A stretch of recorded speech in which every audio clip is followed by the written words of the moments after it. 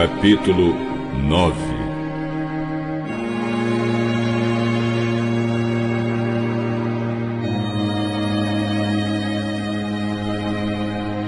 E Jesus terminou dizendo: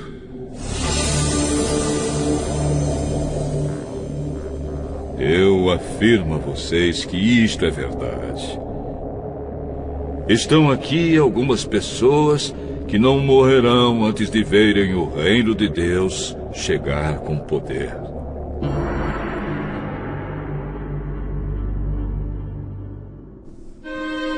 Seis dias depois, Jesus foi para um monte alto, levando consigo somente Pedro, Tiago e João. Ali, eles viram a aparência de Jesus mudar. A sua roupa ficou muito branca e brilhante, mais do que qualquer lavadeira seria capaz de deixar.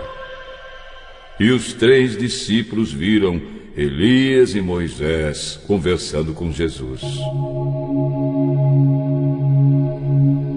Então Pedro disse a Jesus: Mestre, como é bom estarmos aqui. Vamos armar 3 barracas, uma para o Senhor, outra para Moisés e outra para Elias. Pedro não sabia o que deveria dizer, pois ele e os outros 2 discípulos estavam apavorados. Logo depois, uma nuvem os cobriu, e dela veio uma voz: Este é o meu filho querido, escutem o que ele diz. Aí os discípulos olharam em volta e viram somente Jesus com eles. Quando estavam descendo do monte, Jesus mandou que não contassem a ninguém o que tinham visto, até que o Filho do Homem ressuscitasse. Eles obedeceram à ordem, mas discutiram entre si sobre o que queria dizer essa ressurreição. Então perguntaram a Jesus: Por que os mestres da lei dizem que Elias deve vir primeiro? É verdade que Elias vem primeiro para preparar tudo. Mas por que é que as Escrituras Sagradas afirmam que o Filho do Homem vai sofrer muito e ser rejeitado? Eu afirmo a vocês que Elias já veio, e o maltrataram como quiseram, conforme as Escrituras dizem a respeito dele.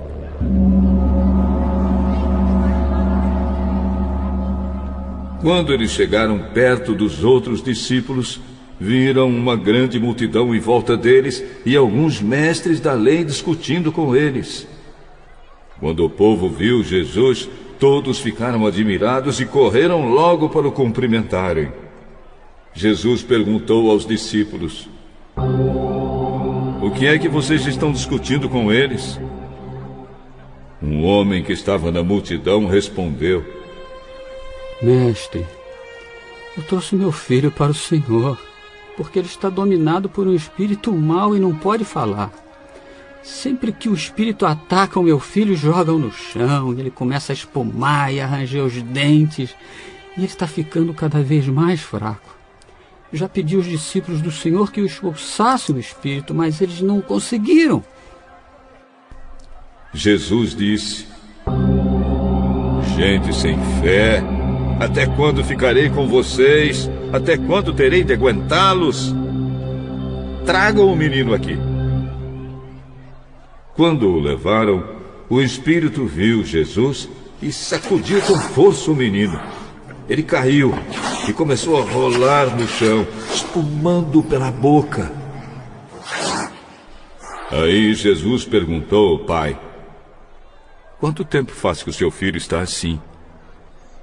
Ele está assim desde pequeno.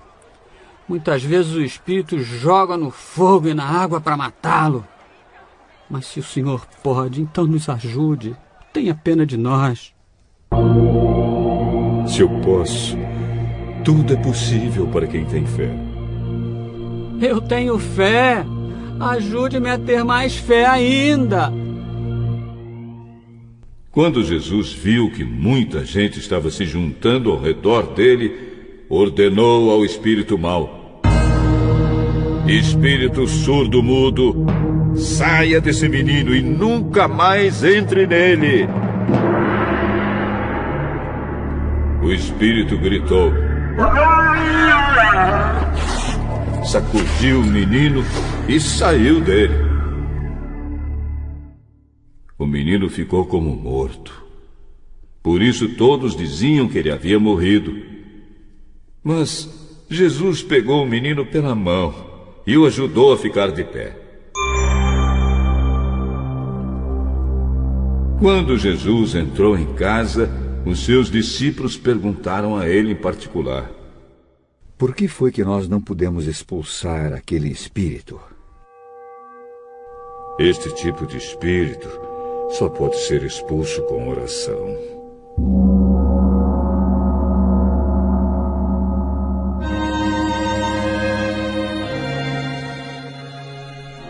Jesus e os discípulos saíram daquele lugar e continuaram atravessando a Galiléia. Jesus não queria que ninguém soubesse onde ele estava, porque estava ensinando os discípulos. Ele dizia a eles: o Filho do Homem será entregue nas mãos dos homens, e eles vão matá-lo, mas 3 dias depois ele ressuscitará.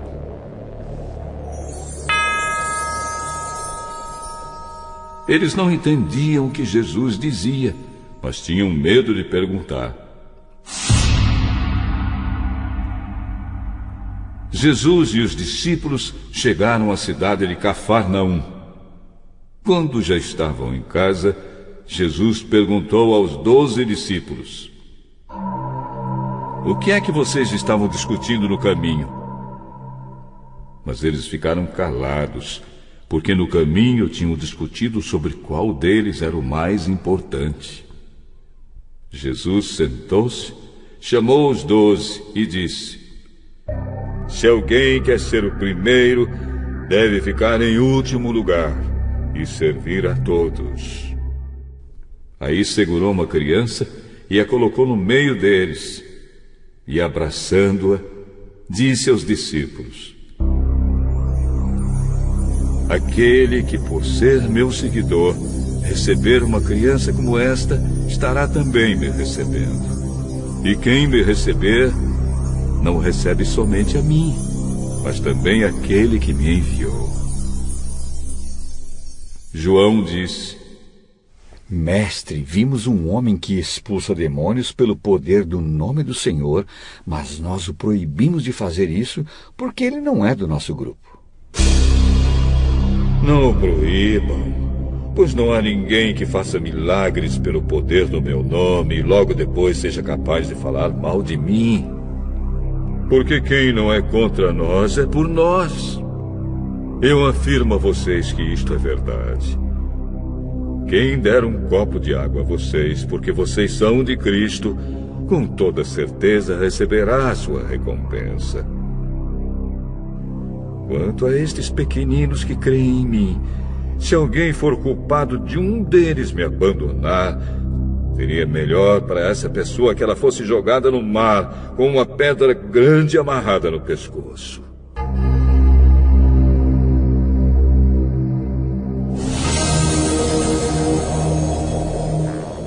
Se uma das suas mãos faz com que você peque, corte-a fora.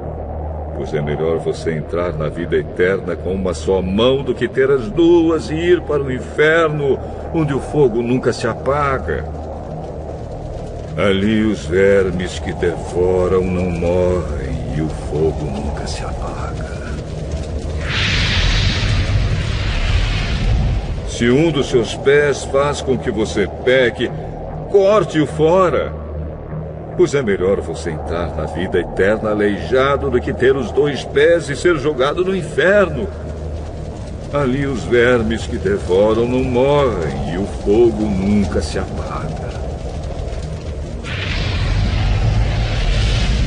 Se um dos seus olhos faz com que você peque, arranque-o. Pois é melhor você entrar no reino de Deus com um olho só do que ter os 2 e ser jogado no inferno.